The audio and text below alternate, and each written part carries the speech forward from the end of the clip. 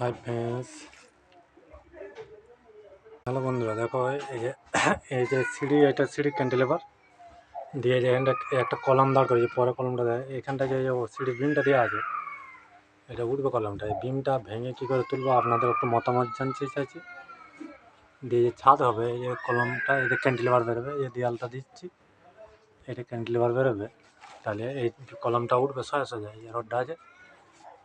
আর এদিকে যে একটা ছোটো কলম দিয়েছি, এটা ঠেস কলম হবে। এখানটায় এই কলমটা তুলবো, কেউ আপনাদের একটু মতামত জানাবে,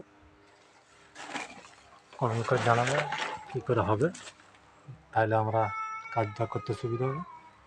আর এটা একটা হল হচ্ছে আর কি, সরু হল হচ্ছে ক্যান্টিলেভারে। আর পারলে লাইক কমেন্ট সাবস্ক্রাইবারটা করে দেবে। দেখো কাজটা, এই যে এখানটায় বিম আছে, বিমটা কীভাবে কাটা হবে।